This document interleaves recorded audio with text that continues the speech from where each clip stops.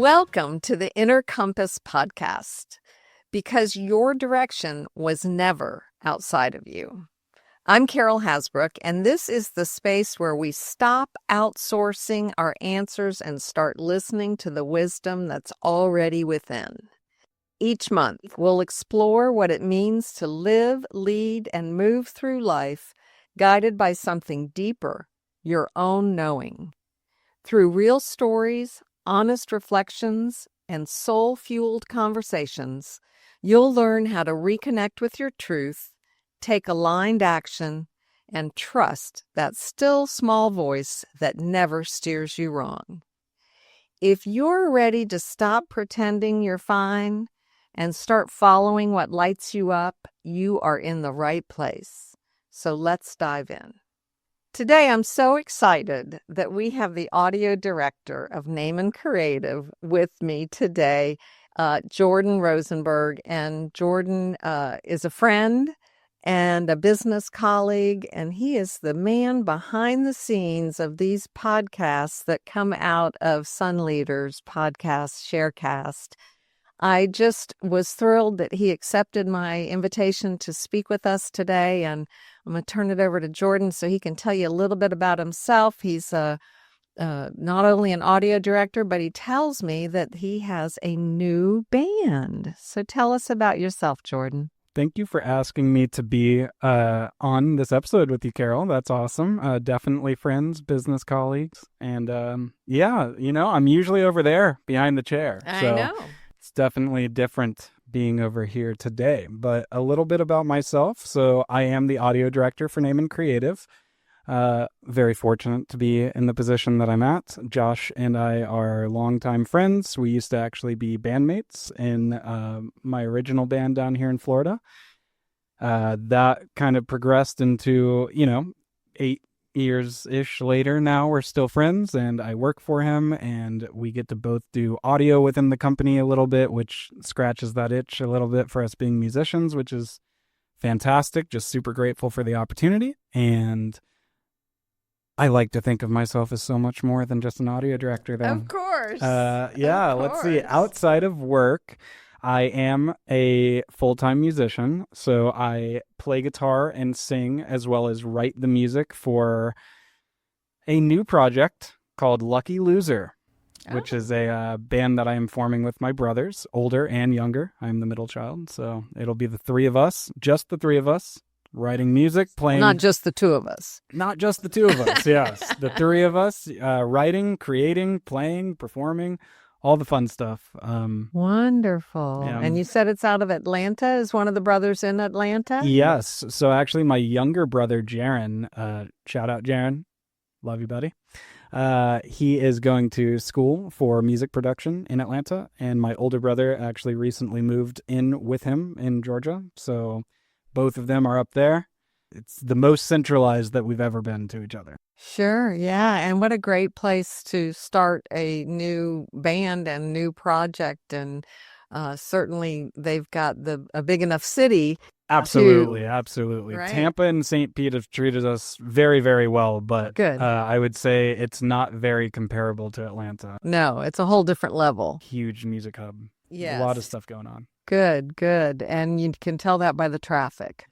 Oh, goodness. Do I get warned about that? Yeah, So often. But it's great that it's a big music hub and that's your passion. So that's what I like to talk about on this program is people's passions and how listening to that inner guidance system, that inner voice, leads them down the path of life. And sometimes that path isn't where they want to be, but they take it anyway and they learn their lessons along the way. I certainly myself have had that happen. And yeah, I'm going to go double there for sure. Yeah, good. And then sometimes that path is miraculous beyond belief, which also has been my experience. So let's talk about your path that you took that was miraculous beyond belief. How did that start? What was the message that you had inside of you? What did it take to have enough trust to move forward into that? How long did it take for you to have enough trust? All fantastic questions. Let's dive into the history of the previous band, PM Tiger. Okay. So that group originated from my bedroom in Peachtree City, Georgia. This was about 8 years ago now. What's the name of the band? PM Tiger. Okay. It stands for Paper Mache Tiger. Oh. That name was created by our former guitar player, whatever, John Bruno. Amazing friend, amazing guy, amazing guitar player, great name chooser. Yes. But that group started up there in my bedroom. I was writing a lot of music. My older brother wasn't a musician at the time, and he was very heavily inspired to help me fulfill my dream of being a musician. So he took on the role of manager and was pushing me to write, finding me opportunities for people to meet with, for shows to perform, and really just trying to get that ball rolling for me. And within writing a lot of the music, he was falling in love with it, let's say. So from there, I really pushed him to, I taught him some of the keyboard parts, and then he took it upon himself to learn a lot more, ended up buying a keyboard for himself, a professional setup. From then on, he was the keyboard player for the rest of the life of PM Tiger. So did you come up with the concept of starting the band? And was that something you've known your whole life? Did it come to you through a situation, or how did that happen? So I've been playing guitar since I was 9. Okay. I'm 29 this year. So it's in your blood. It's in my blood, yes. My father was a musician. He played piano and sang, getting himself through college that way. And then I guess I just had it in my soul. And at 9, I was playing a lot of Guitar Hero with Joshua, who is my older brother. And we playing a lot of Guitar Hero. Something was going on in my mind where I was just like, this can't be how you actually play the guitar, pressing a button. It can't work like that, to have all of these noises come out with just pressing a button. I wonder how you would actually play some of these songs. And got my first guitar, started taking lessons, and realizing, oh, wow, I can't play any of this. This is so much more complicated than I could have ever thought. Practiced. I always kind of had the bug of the bug to practice, not to put it off. So I was very into 8 to 10 hours a day, just playing the guitar, honing in on 8 to 10 hours a day? So I didn't have many friends growing up. Okay. I was very much so a loner, and especially going into my early teenage years, I was very isolated to myself. And so I spent all of my time playing guitar, recording videos of myself playing guitar, made multiple YouTube channels where I just was uploading songs that I wrote. So this was definitely a soul call. Definitely. For I've you. always felt this thing of, I know exactly what I want to do, what I need to do, beautiful. Since I was 9. And that truly is a blessing. I am so fortunate to have had such a clear vision of what I know that I want and need to do in this physical life here. Have you ever tried to get what we call a real job in life? And if you did, how did that go? They never last long. So you did try. Yes. Yeah, because you thought you needed to meet the norms of society. Absolutely. Yeah. I've always felt, I've always been told that I walk to the beat of my own drum. And in that, I definitely graduated high school. I won't say barely, because I think I had a 3.4 GPA, which isn't terrible, but I skipped 50% of the year. I just wouldn't go to... You still got a 3.4. I did decent on the tests, so that I'm thankful for. But, I was a problem child through high school, is what I have been deemed by my parents for a lot of years. And I do think that everybody has come a long way, but that definitely, prompted different musical genre styles to get my angst and anger and loneliness out for, and just fueled my passion for music even more. Seeing all of these bands and musicians and people that I look up to in all of these genres of music was lighting the fire of inspiration for, I need to be in a band. I need to go perform. I need to play on stages. I need to know what this is like. How old were you when you first got in a band? 14. Okay. And I was in a band with everybody was over 18 in my first band. It was a very heavy rock band. Super cool. Played some of my first shows. I was the clean singer and lead guitar player. So I was doing all of the solos and all of the lead guitar things. And then in that genre style of music, when the chorus would come, I would sing that part. And the rest of it was screaming, which I was unable to do. Yeah. Was that the difference between a clean singer? Okay. Oh, Because yeah. I didn't know if that meant you showered every day or. That's awesome. Yeah, screaming versus whatever normal singing would be. I see. And that kind of concoction made up these genres back in 15 years ago, that post-hardcore genre style. It's like a form of metal music, basically. Yeah, but nothing I ever listened to, Jordan. Yeah. I have to be honest. I would put Now my I have mother... children. I would make my mother listen to all of this music to and from driving me to band practices, to and from guitar lessons. She got multiple hours a week of screamo music and sitting there and just listening to it. I actually think that she grew to have a soft spot for it. She could hear parts of things that she enjoyed, I think. I mean... That could be where you got the name Problem Child from, by making it. I mean, no, I'm just kidding. Dressing in all black and being edgy and listening to metal and skipping school and things, yeah, well, there's certainly worse. All weren't green flags for my parents, I guess. But right. That's okay. Oh, well. But going into college, had some opportunities, had some life things happen right as I was starting tuition, living in Gainesville with my buddy John Bruno, actually. And this was before PM Tiger, but some unfortunate life circumstances happened. I found myself living back at my parents' house in Georgia.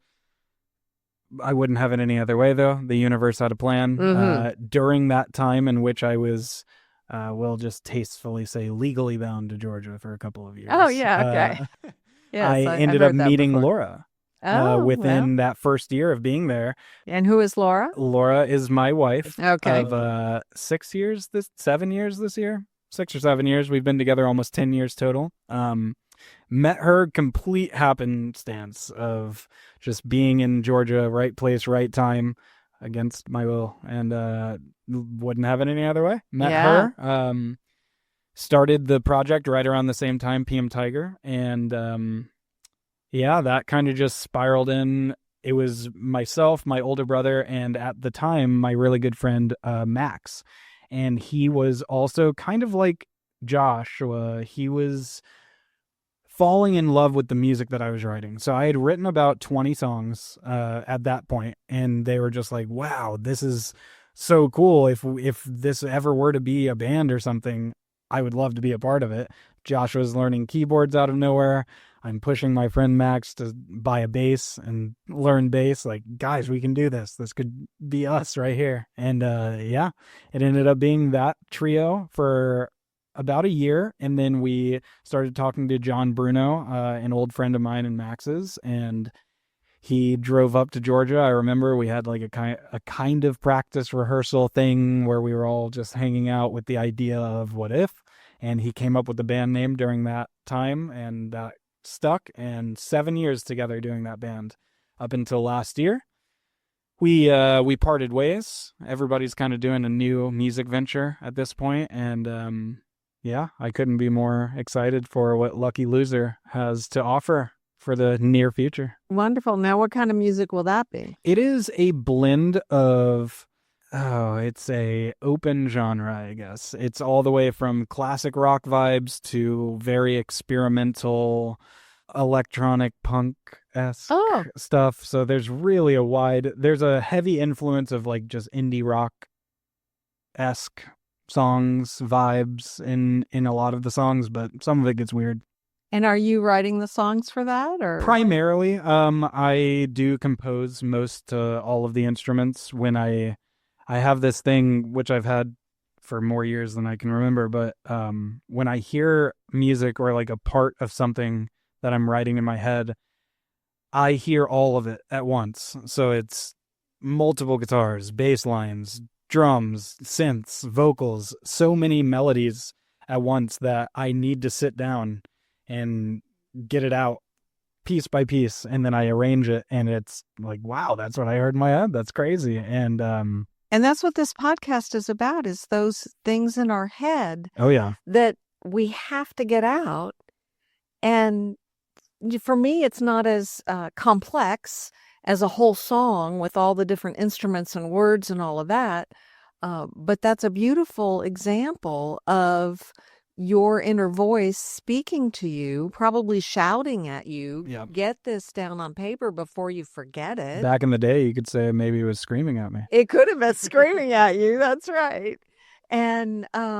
And how wonderful that you light up when you talk about your music. I'm sure you know that. I But love your it. whole energy, just your eyes, everything just lights up when you talk about it. I am music, and music is my life. And I'm so grateful to have known that since I was 9. It's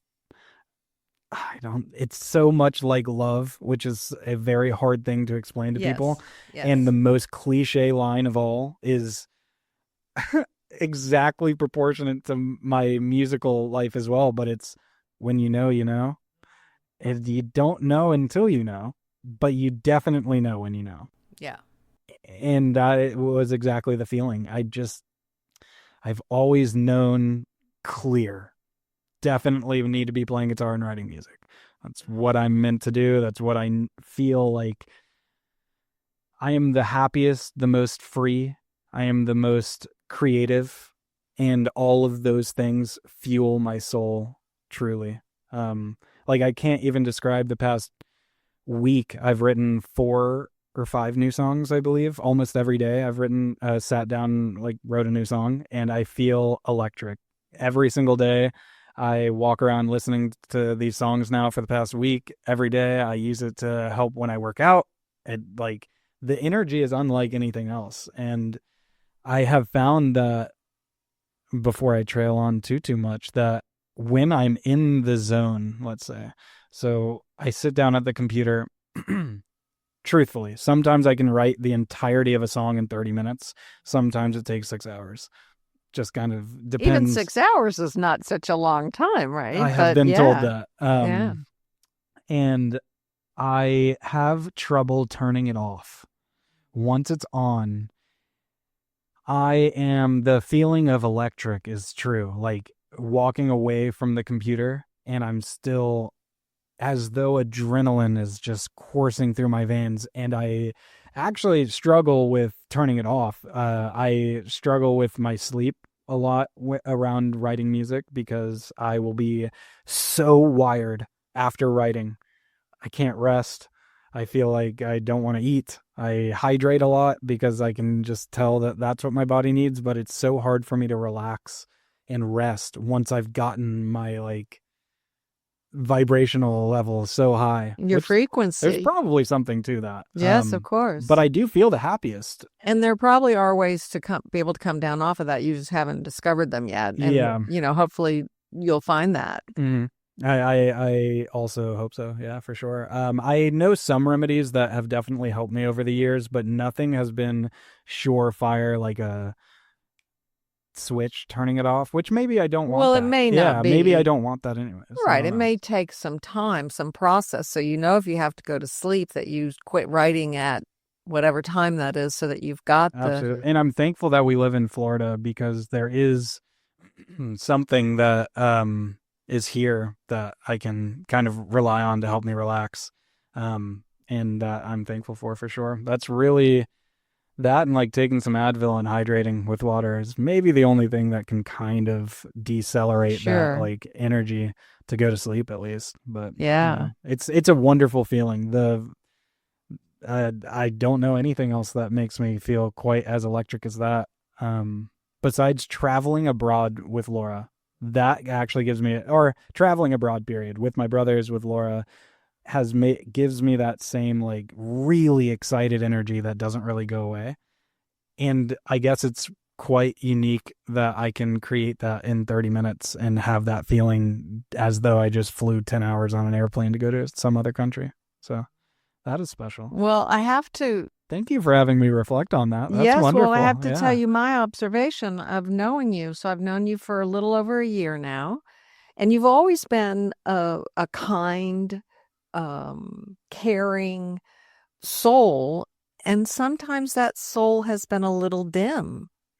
And I hope it's okay that I share Yeah, that, for sure. but it has. I mean, Oh, the it was past year and a never half has been it was never dark, but it's dimmed.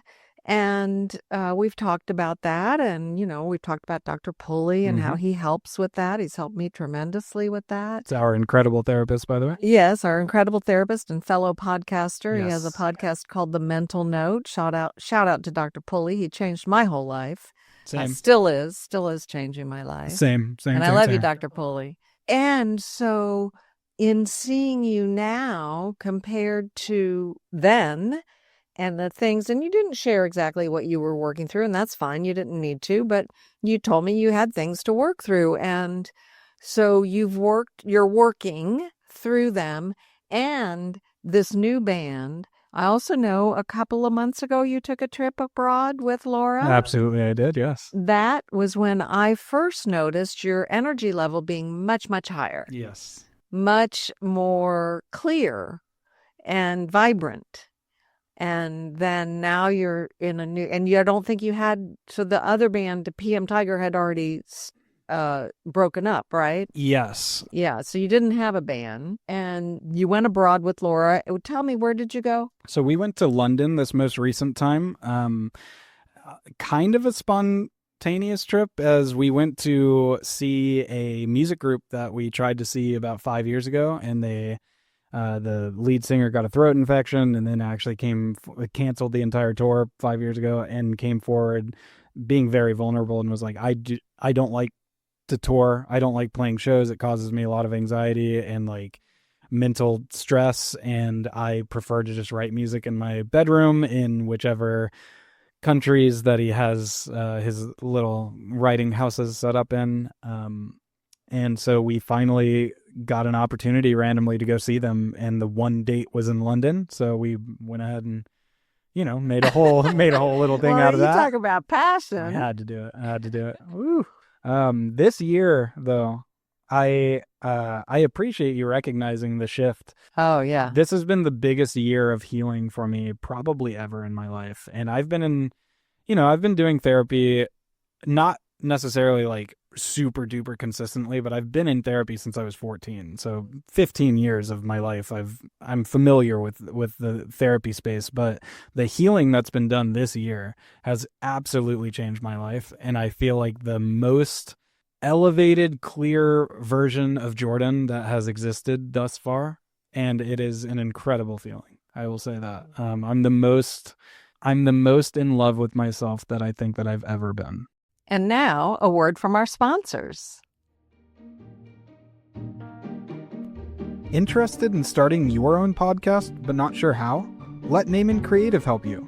We offer a variety of options that can help you get started on your podcast journey with ease. Whether that is creating podcasts from your own written blogs or remotely recording episodes yourself from the comfortability of your own home or office, we can help you to reach your brand's full potential. Contact us at naamancreative.com to learn more about how we can help you get started on a podcast of your own. Welcome back. Yay! Yeah. What a beautiful thing to be in love with yourself, the most in love with yourself. Something that I don't been. think that I've felt since I was... There's an interesting shift that happened towards my later teenage years and early 20s where I developed anxiety. I've never had anxiety before. I've always been walk to the beat of my own drum. I was very, for anybody that knows, looking extremely scene emo through my younger teenage years, like 13, 14, 15, and 16. Black, straight hair, dyed hair colors, tight band shirts, colorful tight pants. A statement. Yeah, a statement for sure. And I was so confident in myself. Like, I would say that I had immense self-love. I was extremely into, this is me. I love myself. I love being eccentric. I love peacocking, and that was just the essence of myself. And then somewhere, somehow, something around 18 to 20, something completely changed, and I started feeling a much more intense loss of self-worth and self-love and like confidence in myself, and developed anxiety and like not wanting to be very social out in public and things and wanting to stay in. And I still have remnants of that for sure. But It's a habit. I'm much more of an extroverted person, but I portray a lot of introverted tendencies. I am alone 90% of the week, not talking. Like Oh, 90%, I'd say. yeah, I couldn't do that. I am alone, either working, doing music, playing disc golf, working out, riding bike, whatever it is. But I'm usually by myself. And Laura gets home, around 7 or 8 at night. But then we go to sleep at 10. And that's the most that I get, like 2 nights of that a week. And then we get 1 full day on the weekend together. So we make the most out of our time. But primarily I'm alone. And you're okay with that? I am. I don't mind the solitude. I have cats to keep me fulfilled. I have myself to keep me fulfilled. I really think that the journey this year in learning to love myself has opened up a door through the isolation that has really just shed a light on being able to pay more attention to myself and giving myself the things that I need, like exercise every day and eating healthy and not overindulging myself in whatever it may be, whether that's food or alcohol or not being physical or watching television. Like my screen time of watching television is, if it ever happens throughout the day, it's at night with Laura for an hour or two. Otherwise, I don't watch TV really at all anymore. And that's such a big shift for me. I would just no wonder your energy picked up. waste my days away just like kind of not wanting to be present. So I could, fortunately TV and movies are good to put you somewhere else in some other setting. But yeah, I found over this year just paying a lot more attention to myself of what do I need for me? And I need to be there for myself and to be somebody that I trust. And that's what I discovered. Like, I don't want to be somebody that says that I'm going to do something and then doesn't do it. One of my favorite things in life is when you say that you're going to do something and then you do it. That feels so good. Mm-hmm. It's an incredible it's called feeling. Integrity. And I feel like I've let myself down a lot throughout the years. And so I don't want to be that person anymore. Sure. I want to be somebody that I can rely on so that other people can rely on me too. And that comes from self-control. And the self-control comes from the self-care. Absolutely. And I mean, and all of that is the self-love. Yeah. The society, whatever, teaches us that, we shouldn't be focused on ourselves. That just isn't true. It's not true at all. You got to put your own oxygen mask on first. And all the great masters, of all the great teachers, of all the different philosophies and religions have said, to thine own self be true, love thyself as thy neighbor, And Dr. Pulley and his whole kingdom teaching is love God, love yourself, love everyone, in that order.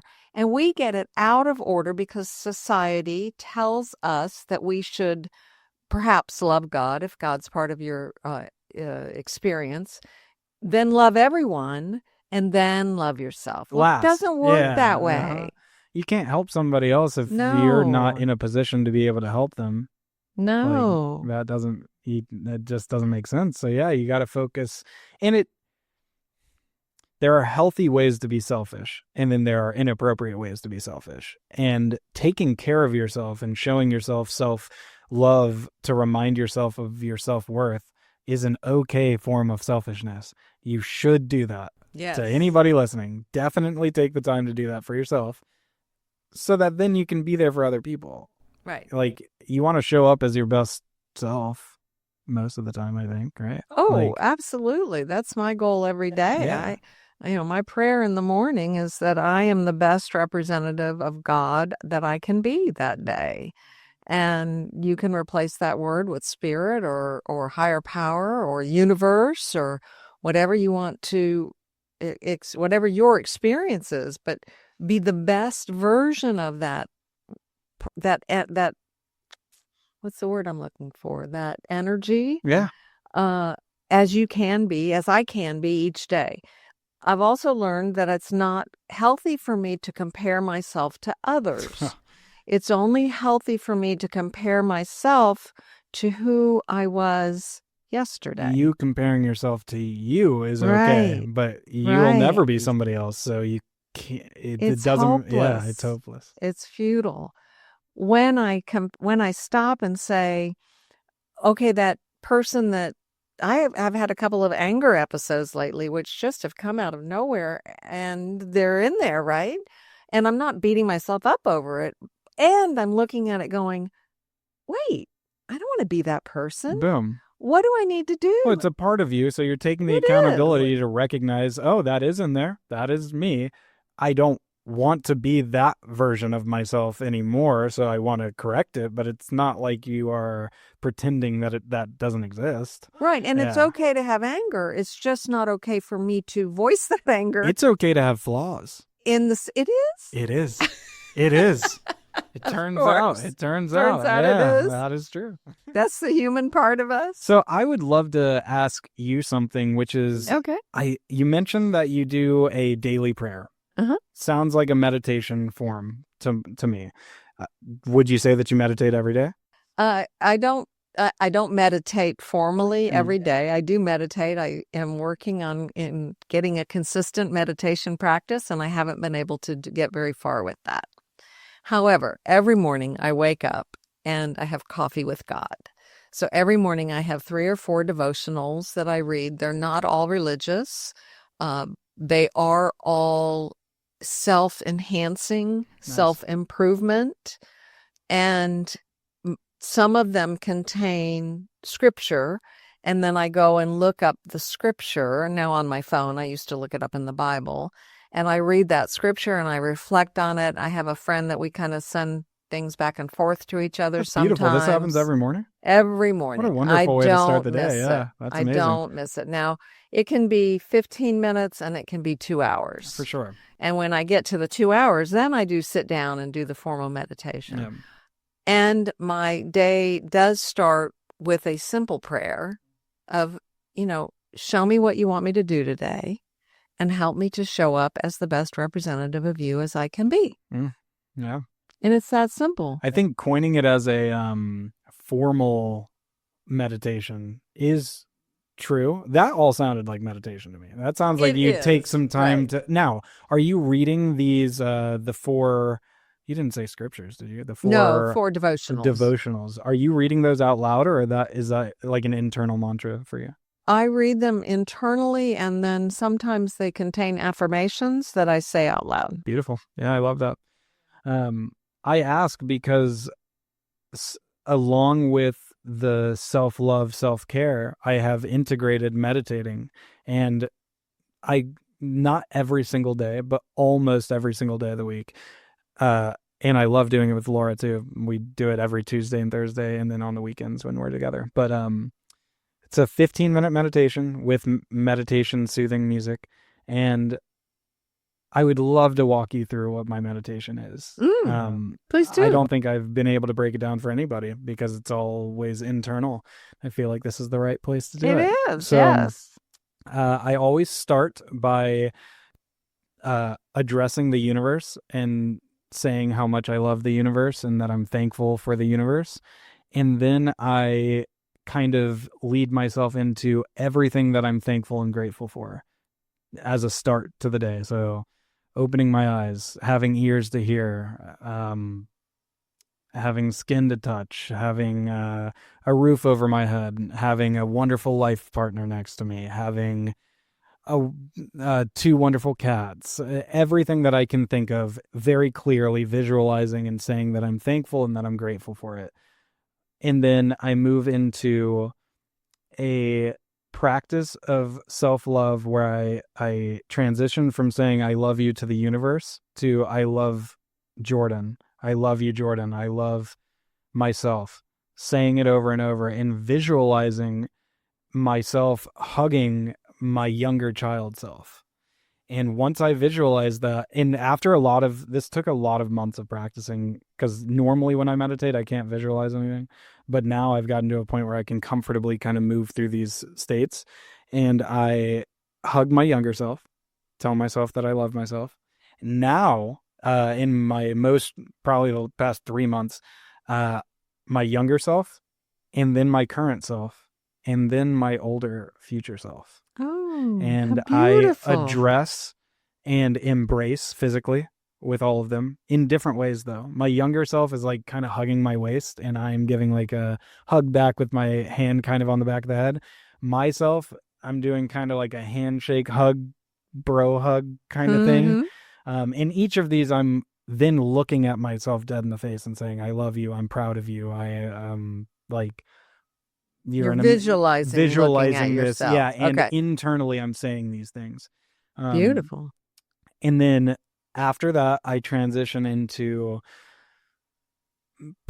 basically positive affirmations to the universe with breath work. So, I guess before anything, I start with breath work, just like focusing on breathing in, breathing out. And then once I kind of feel in tune, hi, universe, I love you, universe, kind of opening the door, everything I'm thankful for, loving myself in each version of myself. And then the last part of the meditation is usually basically words of affirmation. So it's like, on my inhale, it's like inhale, love, exude love, inhale peace, exude peace, whatever it is. And I also work on like inhaling whatever that's positive and exhaling whatever's negative. And I usually end with like a whole bunch of back-to-backs of just the breathe in love, exude love, breathe in love, exude love.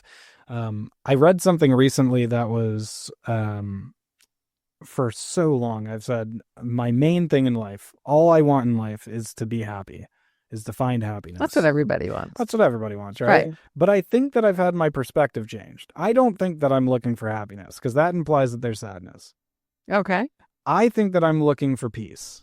Oh, yes. If I can just have peace and tranquility in my life where I don't have the worries and stress of these other emotions, I think that's where I'll be at the full infinite bliss, is the peaceful state. So now I also work that into the meditation breath work, where it's like inhale peace, exude peace, because that is what I think that I'm truly looking for.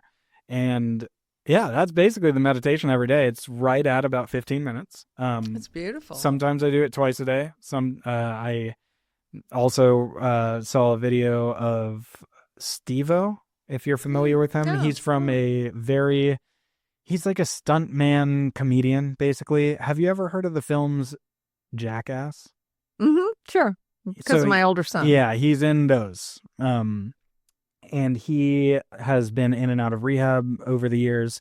But what he found on I think he's like 20 years sober or something. So what he found on the most recent one was meditating twice a day for 20 minutes twice a day was the first thing to really align him with himself, he said. That got him back on track with like, okay, I'm going to start my day like this. And then at some point, through all the craziness, I'm going to sit back down and I'm going to do another 20 minutes to kind of just hone back in on himself. And he did that. And he said that it helped a lot. So I've tried to adapt that with, 2 15-minute sessions. But sure. Yeah, I usually hit one a day. And that's wonderful. It really has made me a lot more clear-minded in terms of loving myself. It's just helped a lot with that journey. And so what you're doing is spending time with yourself. Oh, yeah. And with the universe. Saying that I am worthy of this time with myself. I'm worthy of these breaths. I'm thankful for these things. It's a relationship. It is. And it is. any And it doesn't just relationship happen. Takes time. Absolutely. And practice and communication. Yep. Effort. And honesty. Yep. And all of the things that come with what you're doing. I really am grateful for your sharing of what your meditation looks like. Thank you for letting me share it. Yeah. I'm like overly ambitious. So I tend to do these complicated. Oh, yeah. And then I don't do them. I definitely understand. So I think I'll try the 15 minutes. Yeah.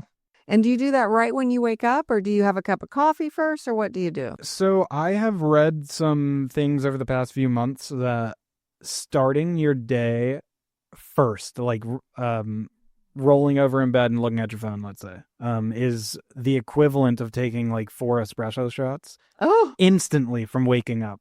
So your brain will not be able to regulate itself properly throughout the day, in terms of like your hormonal release. So serotonin, happiness, focus, what's like fatigue, physical fatigue and mental fatigue, all can be directly correlated with the first 30 minutes of when you wake up, which is all news to me. This was new information.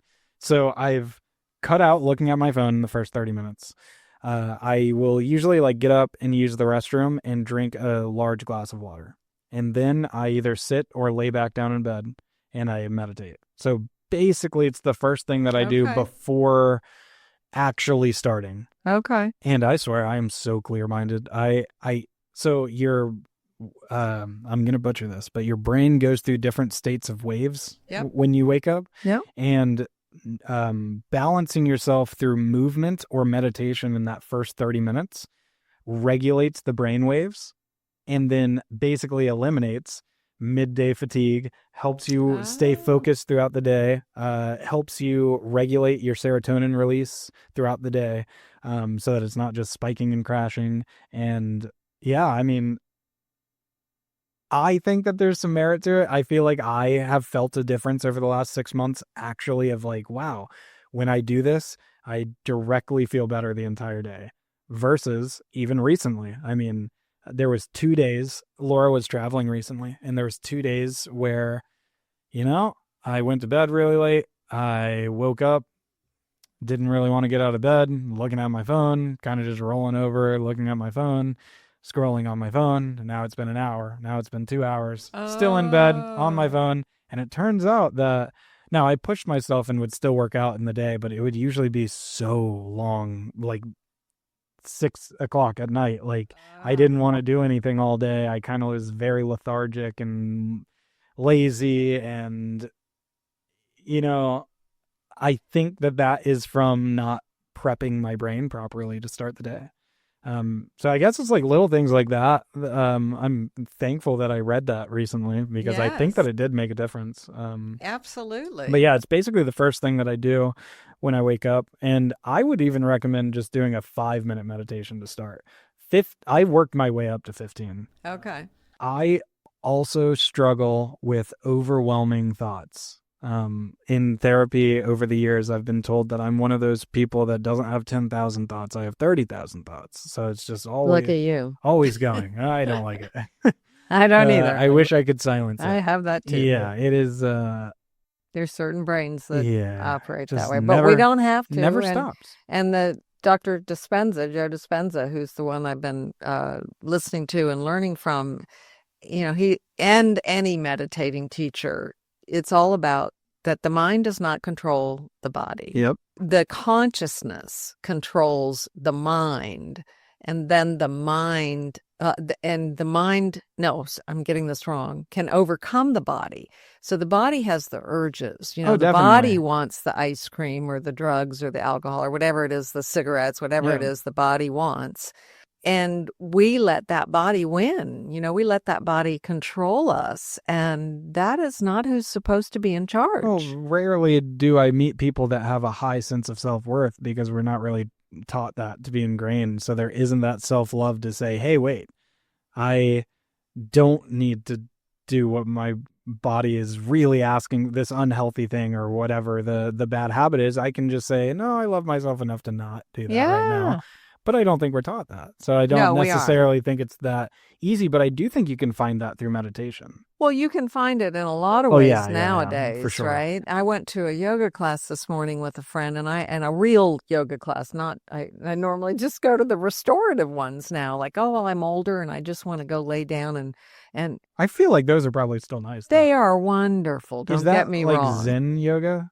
When it's the kind of more calm probably. one, maybe? It's I don't not know. the yoga nidra, but anyway, I went to a yoga class today, and man, I used to be able to do that stuff. Couldn't do it. And I couldn't do it. I mean, I did it, Yeah. but I didn't do it at the level I wanted to. And it made me realize how out of balance I am. And that's simply because I haven't been doing it.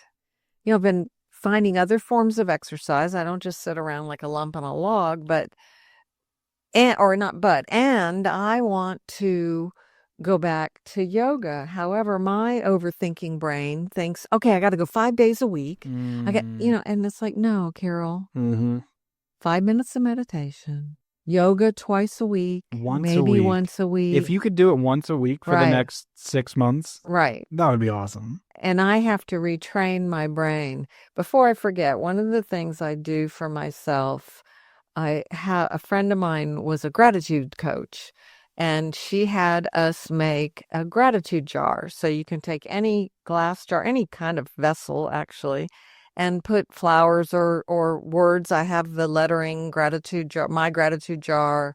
And then I write I probably have over 50 little pieces of paper that I've cut out and fold in half. And on there, I write what I'm grateful for about myself. Oh, I love that. And I have not looked at it in eons. I pulled it out last week, put it on the middle of my dining room table.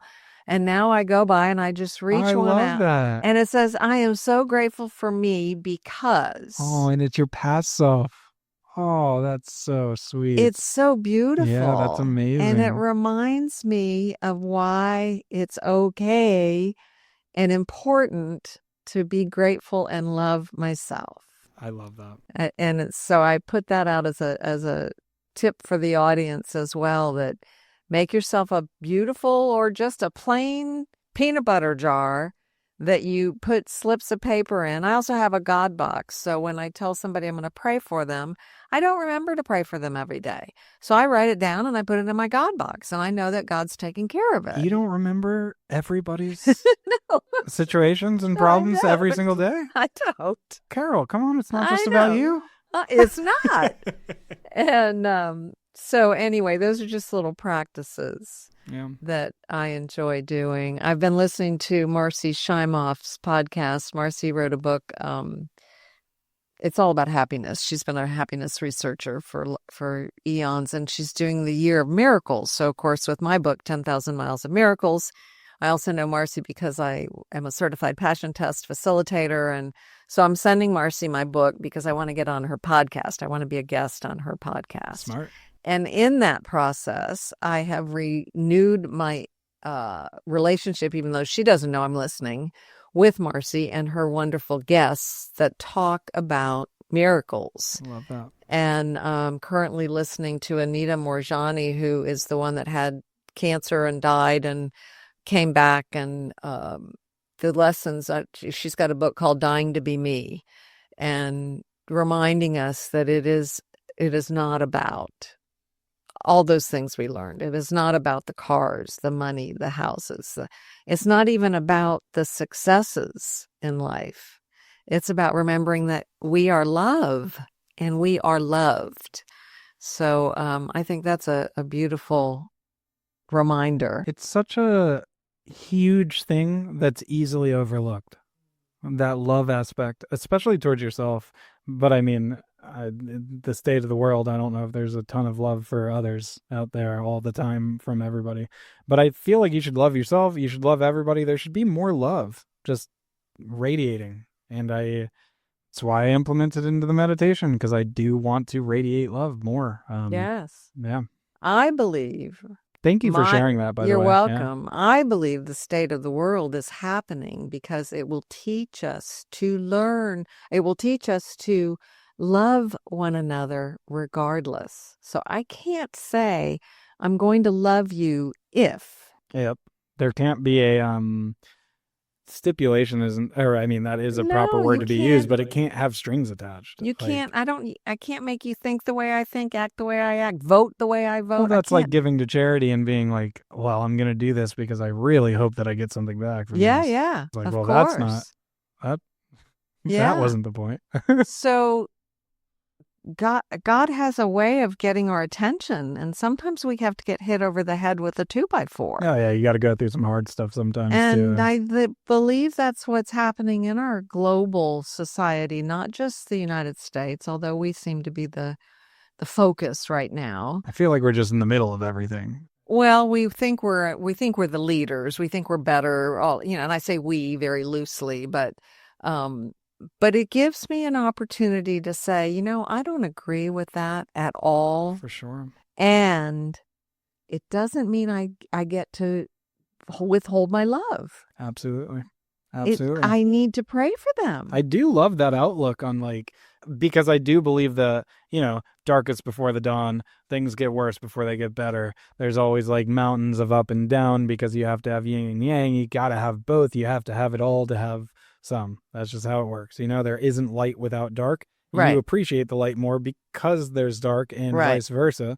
So I do like looking at the global situation, as you put it, which I agree with, as we're going through a period where we're learning to find that love ultimately again. And that might look like some crazy stuff and some not so much acts of love. But I love the thinking of this is all for a bigger purpose, to actually have us come all the way back around and see what we haven't been doing, which is loving everybody, ourselves, each other, and just living in unity as humans together. Instead of as though we're all so different or something. Right. Turns out all of the humans are the same. That's right. And we all want the same thing. We want the same thing for ourselves. Like you said, you want to be happy. Now you've learned you want peace. We all want that. That's what everybody wants. Everybody just wants to live a happy life. We want it for our children. We want it for our family. We want it for our friends. Nobody in any country anywhere is hoping that their situation is worse and that their life sucks. And so we get the opportunity now. The Course in Miracles teaches us that you're either expressing love or you're crying out for love. There's only two ways of being in the world. You're either expressing love or you're crying out for love. And the crying out for love part is fear. Mm-hmm. And unfortunately, that fear is being broadcast rather heavily, and as a control mechanism. 100%. And if we're not careful, we can fall into that. Whereas we could stop and say, you know what? I'm just going to love more. I'm just going to love more. Even if I don't agree, I'm just going to love more. And let me tell you what, half of my family thinks very differently than I think. Same. Half of them. Definitely same. I don't try to change that. I don't love them any less because of that. This is me and Laura being vegan, and never, ever have we ever pushed that on anybody. Yeah. Why that would be strange, I feel like. So I think it's a beautiful opportunity for people to go inside, find out what's inside for you. Because what's inside for me and what's inside for Jordan is not what's inside for you. We each have our own purpose in life. Jordan found his when he was 9. I found mine when I was in my early 60s. I'm doing it now. I'm thrilled that I am doing it. I've known about it, but I never really paid attention to it until now. But for the listeners, if you don't know your purpose, it's fine that you don't know it. And if you want to get to know it, you're going to have to get quiet. Get to know yourself a bit. Sit with yourself. You're going to have to do the things like Jordan described. It could be the visualizing of when you're young, when you're present, when you're old.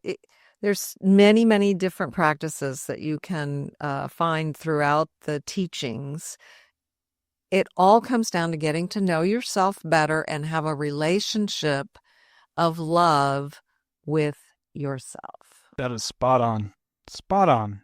Anything else you want to share, Jordan? No, this has been wonderful. Thank you so much for asking me to be a guest. Changing it up, making it a little different for me. I love that. And I feel like we've gotten even closer through this. So I just appreciate the opportunity that you gave me. It's a love fest. It's a love fest. Watch out. The love is coming for you. Woo. That's right. Well, I'm so glad you agreed to be on the show with me and to share your light and your love with our audience and tell them your experience of living from your inner voice and your higher power and whatever that is, that's your guidance and it brings you so much joy.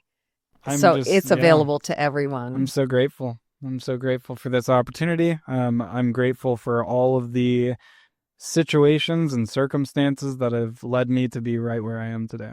Wonderful. Do you want to share any contact information? For anybody that is interested in starting your own podcast, whether that be Sun Leaders or your own personal podcast endeavors, you can reach me at jordan@naamancreative.com, and we can start a conversation and start talking about how to make your dreams a reality. And if you're interested in listening to some new music here soon, my old band, PM Tiger, is still YouTube videos and on Spotify and all that stuff. But the new band, Lucky Loser, that I am so excited about. We may be releasing music at the end of this year, definitely 2026. So prepare yourself for some fun stuff. Yay. Yeah. Well, please get in touch with Jordan. You can reach me on Facebook at Carol Jones Hasbrouck. I do have a book called 10,000 Miles of Miracles on Amazon. If you're interested in learning how to follow your inner guidance system for a journey that your soul's been crying out for, that is a great book. You can, as I said, get it on Amazon. And I am looking for speaking opportunities. If you know anyone that's looking particularly for women's groups or corporations that want to help their employees realize that they too have a purpose and to bring that purpose to light so that they can express themselves as themselves in the world. So thank you for joining us. We're always grateful to have you, and we'll see you next time.